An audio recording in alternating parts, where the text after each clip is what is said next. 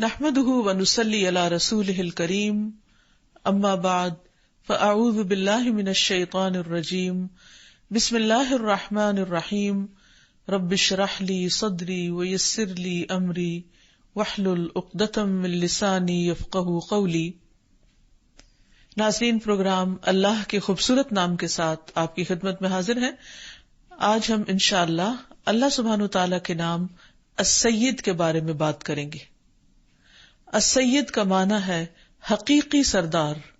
آقا، مالک۔ سید کا لفظ اردو میں بھی استعمال ہوتا ہے اور عام سرداروں کے لیے بھی استعمال ہوتا ہے، لیکن جب السید استعمال ہوتا ہے تو اس سے مراد اللہ سبحانہ وتعالی ہے۔ عربی زبان میں اس لفظ کے کئی معنی پائے جاتے ہیں۔ سردار، آقا، اور پھر ایسا شخص جو لوگوں کے غصے اور غیظ کو برداشت کرنے کی صلاحیت رکھتا ہو، یعنی جس میں بیسیکلی لیڈرشپ کی کوالٹیز ہوں۔ لیکن اللہ سبحانہ وتعالی حقیقی معنوں میں سب کے مالک، آقا اور سردار ہیں۔ وہ اکیلے ہی تمام مخلوقات کے تمام امور کے مالک ہیں، ہر چیز کا اختیار انہی کے پاس ہے اور باقی سب اس کے عاجز بندے ہیں۔ تو اللہ سبحانہ وتعالی کو جب ہم السید کہتے ہیں تو پھر ہمارے ذہن میں یہ ہونا چاہیے کہ پوری کائنات اور پوری مخلوق ان کے تابع ہے اور ہر چیز ان کی ملکیت ہے، جس میں انسان، حیوان، جمادات، نباتات، زمین و آسمان سے لے کر کی تمام چیزیں، اور یہ تمام چیزیں اللہ تعالی کے حکم کے مطابق بھی چل رہی ہیں۔ دنیا میں جب کوئی انسان سردار بنایا جاتا ہے یا اس کو سردار سمجھا جاتا ہے تو اس میں ضروری نہیں ہوتا کہ اس کی ساری باتیں بھی مانی جائیں یا پھر اس کا حکم بھی چلے، لیکن اللہ سبحانہ وتعالی کا حکم ہر چیز پر چلتا ہے۔ اس کائنات میں ایک پتا بھی نہیں ہل سکتا اگر اللہ سبحانہ وتعالی کی مرضی نہ ہو۔ اسی لیے ہم دیکھتے ہیں کہ اسی کے حکم سے ہر چیز زندہ ہوتی ہے، جس کو زندگی ملتی ہے، اسی کے حکم سے موت آتی ہے، اسی کے حکم سے حرکت ہوتی ہے، اسی کے حکم سے سکون ہوتا ہے، اسی کے حکم سے ہر چیز رزق پاتی ہے، اور اگر وہ رزق نہ دینا چاہے اور کسی کو نقصان پہنچانا چاہے تو کوئی روک نہیں سکتا۔ تو گویا تمام کی تمام مخلوق پر اس کی سرداری قائم ہے۔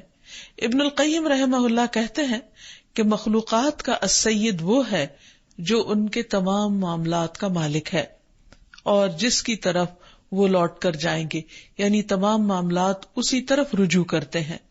وہ اس کے حکم پر عمل کرتے ہیں، اس کی بات کو لے کر نکلتے ہیں، اس کے حکم کو تسلیم کرتے ہیں۔ فرشتے، انسان، جن، سب کے سب اللہ تعالی کے محکوم ہیں اور آنکھ جھپکنے کے وقت تک بھی اس سے بے نیاز نہیں ہو سکتے، یعنی سب کی زندگی بھی اسی کے حکم سے قائم ہے۔ وہ تمام مخلوق کا رب ہے۔ سورۃ الجاثیہ میں اللہ تعالیٰ فرماتے ہیں فَلِلَّهِ الْحَمْدُ رَبِّ السَّمَاوَاتِ وَرَبِّ الْأَرْضِ رَبِّ الْعَالَمِينَ وَلَهُ الْكِبْرِيَاءُ فِي السَّمَاوَاتِ وَالْأَرْضِ وَهُوَ الْعَزِيزُ الْحَكِيمُ۔ پس اللہ ہی کے لیے ہے سب تعریف، جو آسمانوں کا رب اور زمین کا رب، تمام جہانوں کا رب ہے۔ آسمانوں اور زمین میں ساری کبریائی اور بڑائی اسی کے لیے ہے، اور وہ بڑا غالب، بڑی حکمت والا ہے۔ اسی طرح سورۃ غافر میں اللہ تعالیٰ فرماتے ہیں اللہ الذی جعل لکم الارض قرارا والسماء بناء وصورکم فاحسن صورکم ورزقکم من الطیبات ذالکم اللہ ربکم فتبارک اللہ رب العالمین۔ اللہ ہی ہے جس نے تمہارے لیے زمین کو جائے قرار بنایا، آسمان کو چھت بنایا، اور تمہاری صورتیں بنائیں تو نہایت عمدہ بنائیں، اور تمہیں پاکیزہ چیزوں کا رزق دیا۔ یہ ہے تمہارا رب جو بڑا برکت والا اور تمام جہانوں کا رب ہے، یعنی وہ ایسا السید ہے کہ جس نے تمام چیزوں کو پیدا کرنے کے بعد ان کو قائم رکھنے کی بھی ذمہ داری لی ہوئی ہے۔ وہی ان کو رزق پہنچاتا ہے، وہی ان کی تمام ضروریات کا خیال رکھتا ہے۔ دنیا میں بعض اوقات لیڈرز برائے نام لیڈرز ہوتے ہیں اور وہ اپنے ماتحتوں کا خیال نہیں رکھتے، وہ ان سے زیادہ اپنے فائدے کے بارے میں سوچتے رہتے ہیں، اور اللہ سبحانہ وتعالی اپنی تمام مخلوق میں سے ایک ایک چھوٹی سے چھوٹی مخلوق کے بارے میں بھی ہر چیز اور ہر ضرورت کا خیال رکھتا ہے، اور پھر وہ ان سب کا مالک بھی ہے۔ سورۃ الفرقان میں آتا ہے تبارک الذی نزل الفرقان علی عبدہ لیکون للعالمین نذیرا الذی لہ ملک السماوات والارض ولم يتخذ ولدا ولم يكن له شریک فی الملک وخلق كل شیء فقدرہ تقدیرا۔ بہت بابرکت ہے وہ جس نے اپنے بندے پر فیصلہ کرنے والی کتاب اتاری کہ وہ تمام جہانوں کو خبردار کرنے والا ہو۔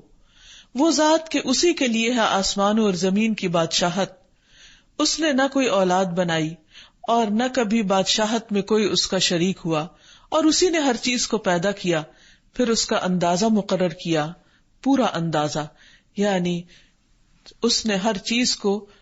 بنا کر چھوڑ نہیں دیا، بلکہ ان کی ضروریات کا اس انداز سے خیال رکھا کہ ہر چیز کو جس مقدار میں جس چیز کی ضرورت تھی اس کے لیے وہ فراہم بھی کی۔ پھر یہ کہ وہ ان کے تمام معاملات کو چلانے والا بھی ہے۔ اسی لیے سورۃ الشعراء میں اللہ تعالیٰ فرماتے ہیں، حضرت ابراہیم علیہ السلام نے جب اپنے رب کو پکارا اور رب کی تعریف کی تو کہا کہ الذی خلقنی فہو یہدینی والذی هو یطعمنی ویسقینی واذا مرضت فہو یشفینی والذی یمیتنی ثم یحیینی۔ جس نے مجھے پیدا کیا وہی میری رہنمائی کرتا ہے، وہی مجھے کھلاتا اور پلاتا ہے، اور جب میں بیمار پڑتا ہوں تو وہی مجھے شفا دیتا ہے، وہی مجھے مارے گا پھر وہی مجھے زندہ کرے گا۔ گویا وہ ایسا حاکم، ایسا سردار اور ایسا رب ہے کہ جو بندوں کے تمام معاملات کا ذمہ دار ہے، اور ان کے تمام معاملات اسی کی طرف رجوع کرتے ہیں، اسی کی طرف لوٹتے ہیں، جیسے کہ سورۃ آل عمران میں بھی فرمایا وَلِلَّهِ مَا فِي السَّمَاوَاتِ وَمَا فِي الْأَرْضِ وَإِلَى اللَّهِ تُرْجَعُ الْأُمُورُ، اور اللہ ہی کے لیے ہے جو کچھ آسمانوں میں ہے اور جو زمین میں ہے، اور اللہ ہی کی طرف تمام معاملات لوٹائے جاتے ہیں، ساری کی ساری چیزیں اسی کی طرف پلٹتی ہیں، اور پھر آخر میں وہی ان سب کا حساب کرے گا۔ ایک اور جگہ بھی فرمایا لہو ملک السماوات والارض، اسی کے لیے ہے آسمان و زمین کی بادشاہت، ملکیت، وَإِلَى اللَّهِ تُرْجَعُ الْأُمُورُ، اور اسی کی طرف لوٹائے جاتے ہیں سارے معاملات۔ نہ صرف یہ کہ انسانوں کے اور زمین پہ رہنے والی چیزوں کے تمام معاملات اللہ تعالیٰ کی طرف لوٹائے جاتے ہیں، بلکہ فرشتے بھی اپنے تمام معاملات اللہ تعالیٰ کی طرف لوٹاتے ہیں۔ وہ جس جس ڈیوٹی پر بھیجے جاتے ہیں وہ ڈیوٹی پوری کرنے کے بعد اپنی رپورٹ واپس اللہ تعالیٰ کے پاس لے کر جاتے ہیں۔ رسول اللہ صلی اللہ علیہ وسلم نے فرمایا اللہ تعالیٰ کے کچھ فرشتے ایسے ہیں جو زمین پر باری باری آتے ہیں، ان میں سے کچھ فرشتے رات کے ہیں اور کچھ دن کے ہیں۔ یہ فرشتے نماز فجر اور نماز عصر کے وقت اکٹھے ہوتے ہیں، اور جو فرشتے تمہارے درمیان رہ چکے ہوتے ہیں وہ آسمانوں پر چڑھ جاتے ہیں۔ اللہ تعالیٰ باوجود اس کے کہ ہر چیز جانتا ہے، وہ ان سے پوچھتا ہے کہ تم نے میرے بندوں کو کس حال میں چھوڑا؟ وہ کہتے ہیں کہ جس وقت ہم ان سے جدا ہوئے تب بھی وہ نماز پڑھ رہے تھے، اور جب ان کے پاس گئے تب بھی وہ نماز پڑھ رہے تھے۔ تو اس سے ایک تو ان دونوں نمازوں کی اہمیت کا بھی اندازہ ہوتا ہے کہ ان کی براہ راست رپورٹ پڑھنے والوں کی اور نہ پڑھنے والوں کی سب اللہ تعالیٰ کے پاس جاتی ہے۔ تو اس سے یہ پتہ چلتا ہے کہ اللہ تعالیٰ صرف پیدا ہی نہیں کرتا، صرف رزق ہی نہیں دیتا، بلکہ وہ بندوں کے تمام امور کی نگرانی بھی کرتا ہے، اور پھر باقاعدہ ان کی رپورٹ بھی لیتا ہے کہ وہ کر کیا رہے ہیں۔ دنیا کا کوئی بھی حاکم، کوئی بھی لیڈر اس درجے کا کہاں ہو سکتا ہے کہ وہ اپنی رعیت اور اپنے ماتحتوں کی ہر چیز کے بارے میں جانتا ہو، اور پھر ان کے بارے میں کنسرن بھی ہو، اور پھر ان کے معاملات کی اصلاح کرنے والا بھی ہو۔ پھر یہ بھی یاد رہے کہ پوری کائنات پر اسی کا حکم چلتا ہے۔ قرآن مجید میں اللہ تعالیٰ فرماتے ہیں ان ربکم اللہ الذی خلق السماوات والارض فی 6 ایام ثم استوى علی العرش یغشی اللیل النہار یطلبہ حثیثا والشمس والقمر والنجوم مسخرات بامرہ الا لہ الخلق والامر تبارک اللہ رب العالمین۔ بے شک تمہارا رب اللہ ہے جس نے آسمانوں اور زمین کو 6 دن میں پیدا کیا ہے، پھر وہ عرش پر بلند ہوا، رات کو دن پر اڑا دیتا ہے، یعنی جیسے ایک چادر چھا جاتی ہے، جو تیز چلتا ہوا اس کے پیچھے چلا آتا ہے، یعنی رات کے، اور سورج اور چاند اور ستارے پیدا کیے، اس حال میں کہ اس کے حکم کے تابع ہیں۔ سن لو، پیدا کرنا اور حکم دینا اسی کا کام ہے، کیونکہ وہ السید ہے، بہت برکت والا، اللہ جو سارے جہانوں کا رب ہے۔ پھر یہ ہے کہ اسی کے اذن اور ارادے سے سارے کام ہوتے ہیں۔ قرآن مجید میں بارہا آتا ہے کہ اللہ تعالیٰ جو چاہتا ہے کرتا ہے، فعال لما یرید، یعنی وہ صاحب مختار ہے، اس کے پاس پورا پورا اختیار ہے۔ اس کے برعکس دنیا کے حکمران، ان کے پاس مکمل اختیار نہیں ہوتا، ان کی لمٹس ہوتی ہیں، انہیں لوگوں کے ریئیکشن کا خوف بھی ہوتا ہے، لیکن اللہ سبحانہ تعالیٰ کو کسی کا کوئی خوف نہیں، وہ جس کے بارے میں جو چاہے فیصلہ کر سکتا ہے، اسے کوئی پوچھنے والا نہیں، اس سے کوئی بدلہ لینے والا نہیں، اسے کوئی نقصان پہنچانے والا نہیں۔ سورۃ البقرہ میں اللہ تعالیٰ فرماتے ہیں وَلَكِنَّ اللَّهَ يَفْعَلُ مَا يُرِيدُ، لیکن اللہ تو وہی کچھ کرتا ہے جو وہ چاہتا ہے۔ سورۃ ہود میں آیا ان ربک فعال لما یرید، بے شک تیرا رب کر گزرنے والا ہے جو بھی وہ چاہتا ہے، اور اس کا کرنا تو کلمہ کن سے ہو جاتا ہے، انما امرہ اذا اراد شیئا ان یقول له کن فیکون، کہ جب وہ کسی چیز کا ارادہ کرتا ہے تو اس سے کہتا ہے کہ ہو جا، اور وہ ہو جاتا ہے، اور اس کے لیے اس میں کچھ بھی مشکل نہیں۔ اسے کسی کام کو کرنے کے لیے کسی کی مدد بھی نہیں چاہیے، اسے کسی قسم کے وسائل بھی نہیں چاہیے، اسے کسی خاص موسم کا انتظار بھی نہیں کرنا، اسے کسی کی مدد بھی نہیں لینا۔ اس لیے حقیقی معنوں میں وہی السید، حقیقی سردار ہے کہ جو ہر چیز کے کرنے پر پوری پوری قدرت رکھتا ہے۔ پھر یہ بھی یاد رہے کہ مصیبت بھی جو آتی ہے اسی کے اذن سے آتی ہے۔ وہ آتی کیوں ہے؟ اس میں اس کی کوئی حکمت اور مصلحت ہوتی ہے جو ہم انسانوں کو عام طور پر معلوم نہیں ہوتی۔ قرآن پاک میں اللہ تعالیٰ فرماتے ہیں ما اصاب من مصیبت فبإذن اللہ ومن یؤمن باللہ یہد قلبہ واللہ بکل شیء علیم، جو مصیبت بھی آتی ہے وہ اللہ کے اذن سے آتی ہے، اور جو شخص اللہ پر ایمان لے آئے تو اللہ اس کے دل کو ہدایت بخش دیتا ہے، اور اللہ ہر چیز کو جاننے والا ہے۔ یعنی اللہ سبحانہ تعالیٰ نے چونکہ یہ دنیا امتحان کے لیے بنائی ہے، اس لیے یہاں انسان کو مختلف طریقوں سے آزمایا جاتا ہے، جیسے سورۃ البقرہ میں بھی آتا ہے وَلَنَبْلُوَنَّكُمْ بِشَيْءٍ مِّنَ الْخَوْفِ وَالْجُوعِ وَنَقْصٍ مِّنَ الْأَمْوَالِ وَالْأَنفُسِ وَالثَّمَرَاتِ، کہ ہم ضرور تم کو آزمائیں گے، خوف سے، جان و مال کی کمی سے، پھلوں کے نقصان سے۔ تو خوشخبری ہے، بشارت ہے صبر کرنے والوں کو، یعنی اللہ تعالیٰ نے پہلے ہی بتا دیا کہ تم پر امتحان آئیں گے، مشکلات آئیں گی، مصیبتیں آئیں گی۔ کیوں؟ اس لیے کہ ٹیسٹ ہے دنیا، امتحان کی جگہ ہے دنیا، ہر ایک کی آزمائش ہے یہاں پر۔ اور کس چیز کی آزمائش؟ کہ مختلف طرح کے حالات میں انسان کس طرح کے کام کرتا ہے، کیا وہ اللہ تعالیٰ کے فیصلوں پر راضی رہتا ہے یا نہیں۔ تو بہرحال جو کچھ بھی ہوتا ہے اس کائنات میں اس کے اذن سے ہوتا ہے، حتیٰ کہ مصیبت اور تکلیف بھی جب آتی ہے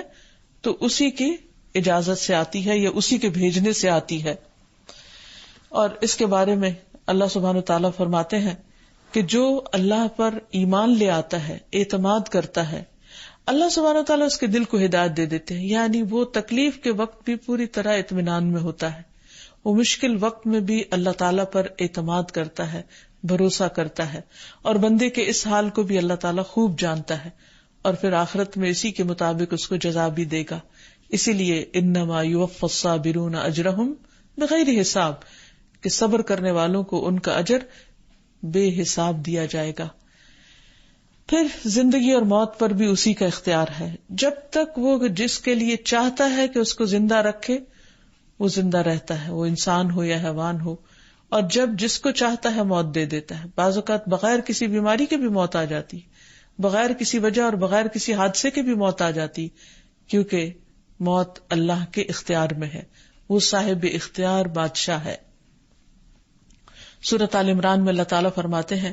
وَمَا كَانَ لِنَفْسٍ أَن تَمُوتَ إِلَّا بِإِذْنِ اللَّهِ، کوئی شخص اللہ کے اذن کے بغیر کبھی نہیں مر سکتا، موت کا وقت لکھا ہوا ہے، کتاب مؤجلہ۔ اسی لیے ہم دیکھتے کہ بعض لوگ بڑے بڑے حادثات میں سے بھی بچ نکلتے ہیں کیونکہ ابھی ان کی موت کا وقت نہیں آیا ہوتا۔ ایک اور جگہ پر فرمایا قُلْ مَن يَرْزُقُكُم مِّنَ السَّمَاءِ وَالْأَرْضِ أَمَّن يَمْلِكُ السَّمْعَ وَالْأَبْصَارَ وَمَن يُخْرِجُ الْحَيَّ مِنَ الْمَيِّتِ وَيُخْرِجُ الْمَيِّتَ مِنَ الْحَيِّ وَمَن يُدَبِّرُ الْأَمْرَ فَسَيَقُولُونَ اللَّهُ فَقُلْ أَفَلَا تَتَّقُونَ، کہہ دیجئے کون ہے جو تمہیں آسمان اور زمین سے رزق دیتا ہے، کون ہے جو کانوں اور آنکھوں کا مالک ہے، کون زندہ کو مردہ سے نکالتا ہے اور مردہ کو زندہ سے نکالتا ہے،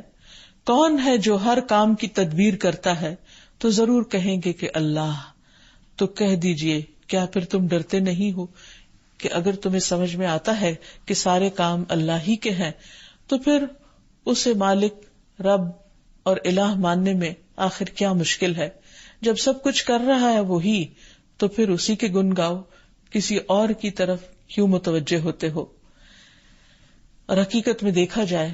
تو پوری کائنات، پوری مخلوق اس کے آگے جھکی ہوئی ہے، ایک ایک چیز اس کے حکم کے مطابق چل رہی ہے۔ ارشاد باری تعالی ہے اولم يروا الى ما خلق الله من شيء يتفيأ ظلاله عن اليمين والشمائل سجدا لله وهم داخرون ولله يسجد ما في السماوات وما في الأرض من دابة والملائكة وهم لا يستكبرون يخافون ربهم من فوقهم ويفعلون ما يؤمرون۔ کیا ان لوگوں نے اللہ کی پیدا کردہ اشیاء میں سے کسی چیز کو بھی نہیں دیکھا کہ اس کا سایہ کیسے دائیں سے بائیں، بائیں سے دائیں اللہ کے سامنے سجدہ کرتے ہوئے ڈھلتا رہتا ہے؟ گویا سایہ بھی اللہ کے حکم کے تابع ہے اور وہ بھی اللہ کے آگے جھکا ہوا ہے، اور یہ سب چیزیں انتہائی عجز کا اظہار کر رہی ہیں، یعنی اللہ کے آگے عاجزی کا اظہار کر رہی ہیں۔ آسمان و زمین میں جتنی جاندار مخلوق ہے اور فرشتے بھی سب اس کے آگے سجدہ ریز ہیں، سب اللہ کے آگے جھکے ہوئے ہیں، کبھی تکبر نہیں کرتے، وہ اپنے رب سے ڈرتے رہتے ہیں جو ان کے اوپر ہے، اور وہی کام کرتے ہیں جو انہیں حکم دیا جاتا ہے۔ اسی طرح ہم دیکھتے ہیں کہ ان سایوں کے علاوہ اور فرشتوں اور انسانوں کے علاوہ جو اللہ کے آگے جھکتے ہیں، تو سورج کا خاص طور پر حدیث میں ذکر آتا ہے کہ ہر روز وہ ایک خاص مقام سے طلوع ہونے سے پہلے اللہ تعالیٰ سے اجازت لیتا ہے، اور جب اس کو اجازت ملتی ہے تو پھر وہ طلوع ہوتا ہے، اور ہر روز اسی طرح وہ اپنا سرکل مکمل کرتا ہے اور پھر اللہ کے اذن سے دوبارہ طلوع ہوتا ہے، اور جب اس کو اذن نہیں ملے گا تو پھر اسے کہا جائے گا کہ تم مغرب سے طلوع ہو جاؤ۔ تو بہرحال بظاہر دیکھنے میں وہ چیزیں جو خاموشی سے اپنا کام کرتی چلی جا رہی ہیں، یوں لگتا ہے کہ جیسے ہر چیز ایک روٹین میں ہے، ایک قاعدے میں بندھی ہوئی ہے، لیکن اصل اس کی حقیقت یہ ہے کہ یہ سب کچھ اپنے اصل مالک کے حکم کے تحت چل رہی ہے، اور جب تک وہ چاہے گا یہ تمام چیزیں قائم رہیں گی، اور جب وہ چاہے گا یہ سب کچھ ختم ہو جائے گا۔ پھر اسی طرح ہم دیکھتے ہیں کہ فرشتے اللہ سبحانہ وتعالیٰ کے فیصلوں کے آگے جھکے ہوئے ہیں، اور انہیں جو حکم ملتا ہے فوراً بجا لاتے ہیں۔ یفعلون ما یؤمرون، وہی کرتے ہیں جو وہ حکم دیے جاتے ہیں، اور کرنے کے لیے ایک دوسرے سے آگے دوڑتے ہیں۔ فالسابقات سبقا، دوڑ دوڑ کر اللہ سبحانہ وتعالیٰ کے احکامات کو بجا لاتے ہیں۔ رسول اللہ صلی اللہ علیہ وسلم نے فرمایا، میں اسراء والی رات فرشتوں کے پاس سے گزرا اور جبریل علیہ السلام کو دیکھا کہ اللہ کے خوف کی وجہ سے بسیدہ پرانے ٹاٹ کی طرح لگ رہے تھے، یعنی بالکل سکڑے ہوئے اور بالکل دبے ہوئے، ایک طرح سے خوف زدہ۔ حالانکہ جاندار مخلوقات میں سے فرشتوں کے جو سردار ہیں اور جن کی بہت عزت ہے، ایک خاص تقرب کا مقام ہے اللہ تعالیٰ کے ہاں، لیکن اس کے باوجود وہ اللہ سبحانہ تعالیٰ کی عظمت کے آگے جھکنے کو پسند کرتے ہیں اور جھکے رہتے ہیں۔ اسی طرح دوسرے فرشتوں کے بارے میں بھی حدیث میں آتا ہے، رسول اللہ صلی اللہ علیہ وسلم نے فرمایا کہ جب اللہ تعالیٰ آسمان میں کوئی فیصلہ فرماتا ہے تو ملائکہ عاجزی سے اپنے پر مارنے لگتے ہیں، جیسا کہ اللہ تعالیٰ کے اس ارشاد میں ہے کسلسلتی علی صفوان، جیسے کسی صاف چکنے پتھر پر زنجیر کے مارنے سے آواز پیدا ہوتی ہے، یعنی ان کی پھڑپڑاہٹ کی آواز بھی آتی ہے. اللہ تعالیٰ کا حکم ختم ہوتا ہے تو پھر ایک دوسرے سے کنفرم بھی کرتے ہیں کہ اللہ تعالیٰ نے کیا فرمایا، اور پھر فوراً ہی حکم بجا لانے کے لیے دوڑ پڑتے ہیں. پھر اسی طرح رسول اللہ صلی اللہ علیہ وسلم نے فرمایا کہ ایک آدمی نے الحمدللہ کثیرا کہا. اس کلمے کو لکھنا فرشتے پہ بہت بھاری ہو گیا. اس نے اللہ تعالی کی طرف رجوع کیا کہ یا رب اب میں اس کو کس طرح لکھوں. یعنی یہ تو بہت ہی وزنی کلمہ ہے. یعنی ویسے تو ہم الحمدللہ کہتے ہیں نا، تو اس نے کہا الحمدللہ کثیرا، اللہ کی تعریف بہت ہی زیادہ. تو اللہ سبحانہ وتعالی نے فرمایا کہ جس طرح میرے بندے نے کثیرا کہا ہے بس اسی طرح لکھ لو.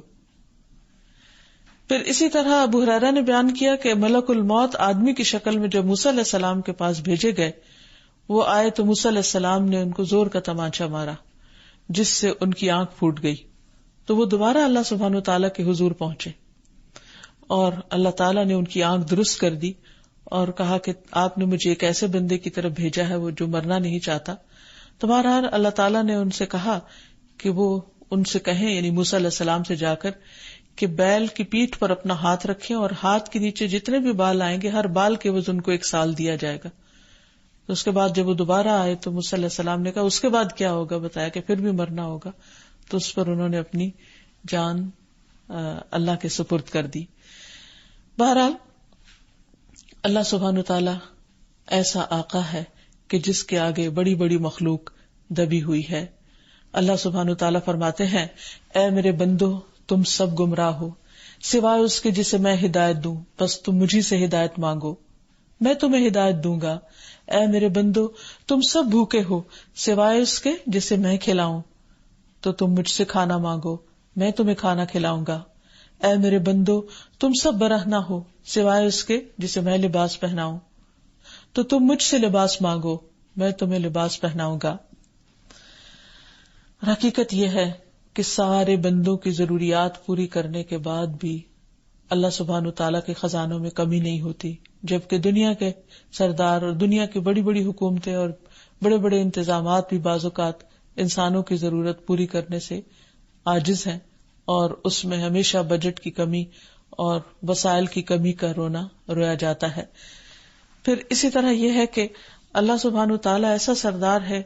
کہ جس کی سرداری میں کچھ کمی بھی نہیں آتی. دنیا میں آپ دیکھیں کہ ایک کے بعد ایک لیڈر بدلتا رہتا ہے، کبھی اس کی وجہ کوئی انقلاب ہوتا ہے اور کبھی اس کی وجہ کسی کی وفات ہوتی ہے یا کسی کا بڑھاپا ہوتا ہے یا کسی کی نااہلیت ہوتی ہے یا اس پر کوئی الزامات ہوتے ہیں. لیکن اللہ سبحانہ وتعالی کی سرداری میں کسی قسم کی کوئی کمی نہیں آتی. اللہ سبحانہ وتعالی فرماتے ہیں اے میرے بندو تم مجھے ہرگز نقصان نہیں پہنچا سکتے اور نہ ہی ہرگز مجھے نفع پہنچا سکتے ہو. اے میرے بندو اگر تم سب اولین و آخرین جن و انس اس آدمی کے دل کی طرح ہو جاؤ جو سب سے زیادہ تقوی والا ہو تو بھی تم میری سلطنت میں کچھ اضافہ نہیں کر سکتے. اور اے میرے بندو اگر تم سب اولین و آخرین اور جن و انس اس ایک آدمی کی طرح ہو جاؤ جو سب سے زیادہ بدکار ہے تو بھی تم میری سلطنت میں کچھ کمی نہیں کر سکتے. اے میرے بندو اگر تم سب اولین و آخرین جن و انس ایک صاف چٹیل میدان میں کھڑے ہو کر مجھ سے مانگنے لگو اور میں ہر انسان کو وہ سب کچھ عطا کر دوں جو وہ مجھ سے مانگتا ہے تو بھی میرے خزانوں میں کمی نہیں ہوتی مگر جتنی سمندر میں سوئی ڈال کر نکالنے سے ہوتی ہے. یعنی اللہ سبحانہ تعالیٰ کی سرداری میں، اللہ تعالیٰ کی حکومت میں، اللہ تعالیٰ کی عظمت میں کوئی بھی چیز کمی نہیں کرتی. جب انسان کو اس بات کا یقین ہو جائے اور وہ حقیقی معنوں میں اپنا حقیقی آقا اور مالک اپنے رب کو سمجھنے لگے تو پھر اس کے مطابق اپنے طرز عمل کو بھی بدل لے. اس صورت میں جب ہمیں اللہ تعالیٰ کا یہ نام، یہ صفت سمجھ آ جائے تو پھر ہمیں کیا کرنا چاہیے؟ سب سے پہلی بات تو یہ کہ اپنے حقیقی آقا سے محبت کا اظہار کرنا چاہیے اور اس کے آگے جھک جانا چاہیے، اس کی اطاعت کرنی چاہیے، کیونکہ بندے کے لیے یہ لازم ہے کہ وہ اللہ سبحانہ وتعالی کے لیے جھکا رہے۔ سب سے بڑھ کر محبت، جی ہاں، اللہ تعالیٰ قرآن پاک میں فرماتے ہیں والذین آمنوا اشد حبا للہ، وہ لوگ جو ایمان والے ہیں اللہ کی محبت میں سب سے زیادہ شدید ہیں۔ لوگ اپنے لیڈرز سے، اپنے آقاؤں سے محبت کرتے ہیں اور ان کے لیے ہر طرح کی قربانیاں کرتے ہیں، بعض اوقات ان کے لیے اپنی جانیں تک دے دیتے ہیں، لیکن اہل ایمان کے لیے کیا لازم ہے کہ وہ اپنے حقیقی آقا سے سب سے بڑھ کر محبت کرنے والے ہوں اور اپنا سب کچھ اس کی خاطر خوشی سے لگا دینے والے ہوں اور اس کے احکامات پر، اس کے آرڈرز پر سر تسلیم خم کرنے والے ہوں۔ نبی صلی اللہ علیہ وسلم نے فرمایا، تم میں سے کوئی شخص اس وقت تک مومن نہیں ہو سکتا جب تک اسے اللہ اور اس کے رسول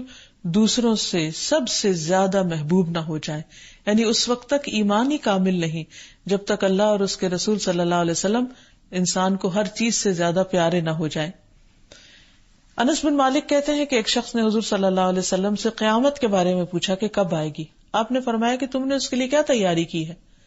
تو اس نے کہا کہ میں نے تیاری تو کچھ زیادہ نہیں کی، نہ ہی میرے پاس بہت عبادات ہیں، لیکن میں اللہ اور اس کے رسول سے محبت رکھتا ہوں۔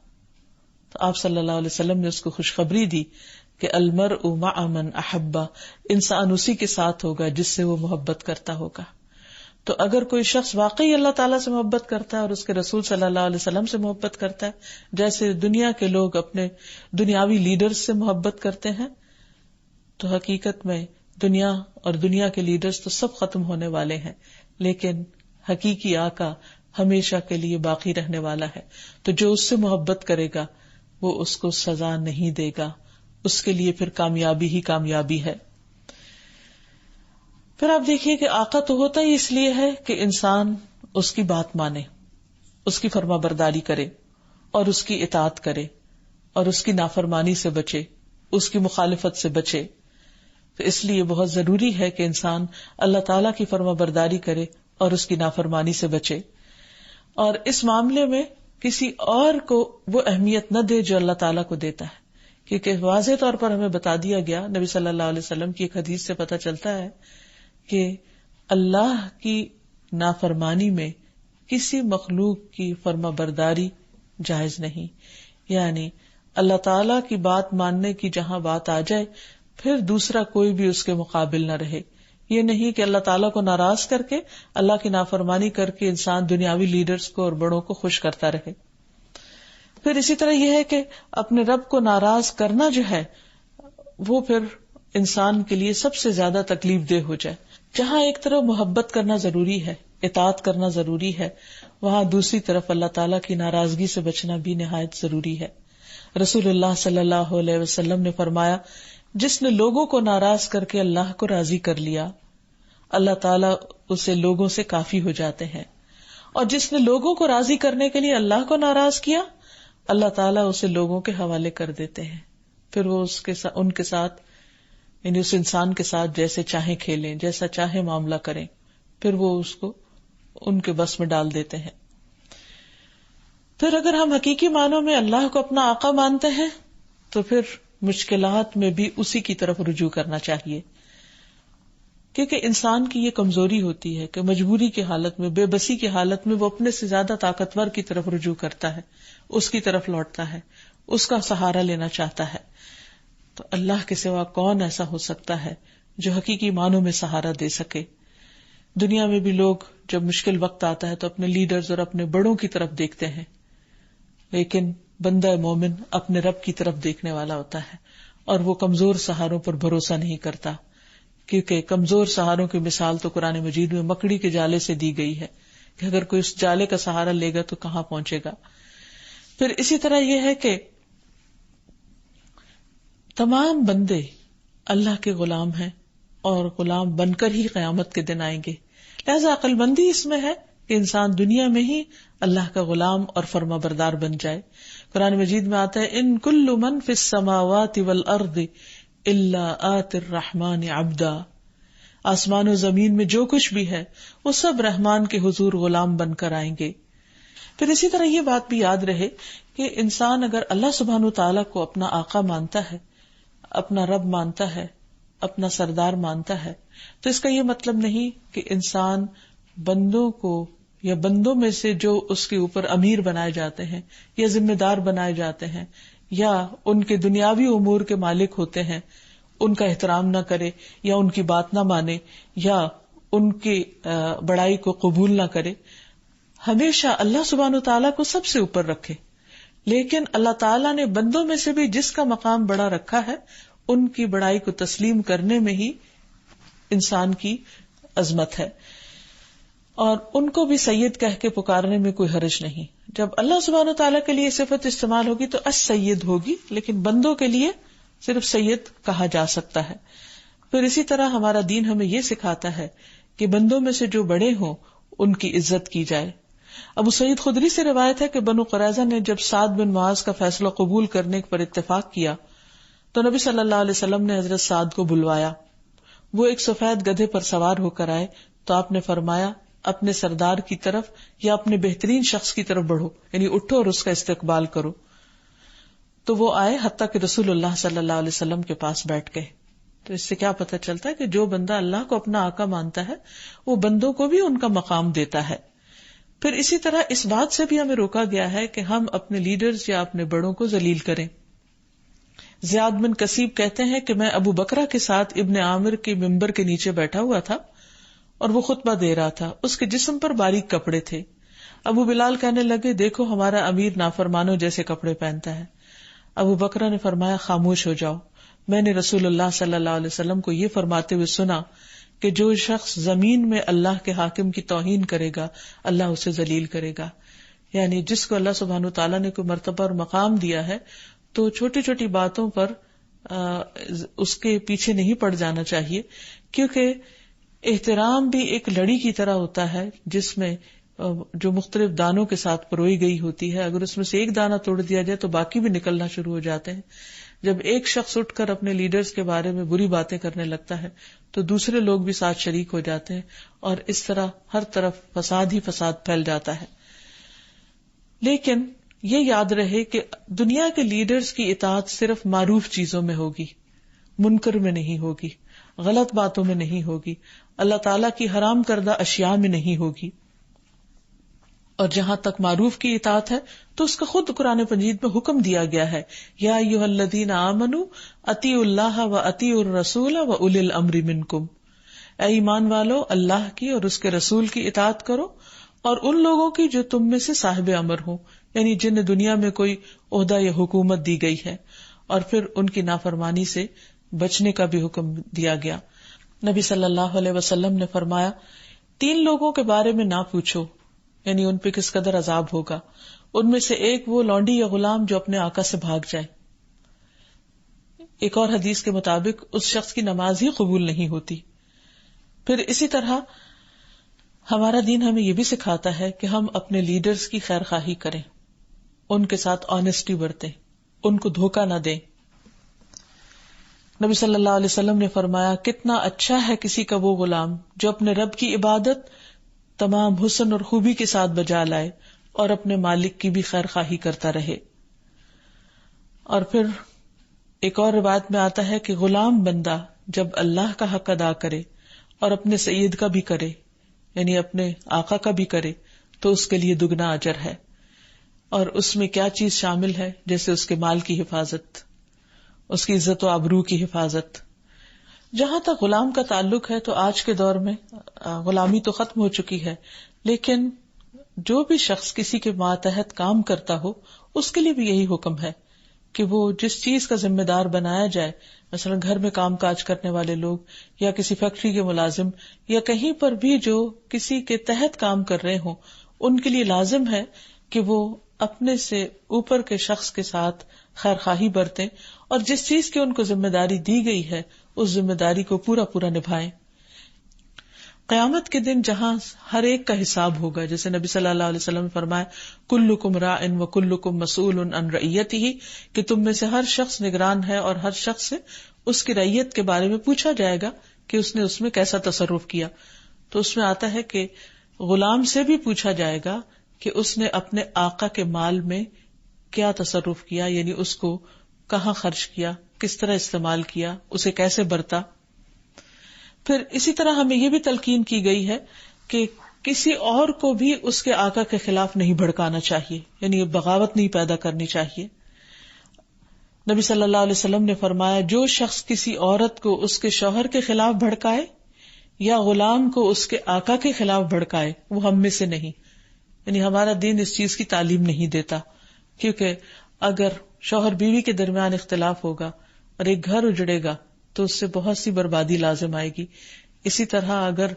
عوام اور حکمران کے درمیان آپس میں تعلقات درست نہیں تو اس سے بھی بدامنی پھیلے گی، فساد پھیلے گا. پھر اسی طرح بیوی کے لیے اس کے شوہر کو ایک آقا کا مقام بھی دیا گیا ہے، اس لیے عورت پر لازم ہے کہ وہ اپنے شوہر کی عزت کرے اور اس کا حق ادا کرے. نبی صلی اللہ علیہ وسلم نے فرمایا عورت اس وقت تک ایمان کی مٹھاس نہیں پا سکتی جب تک وہ اپنے شوہر کا حق ادا نہ کرے.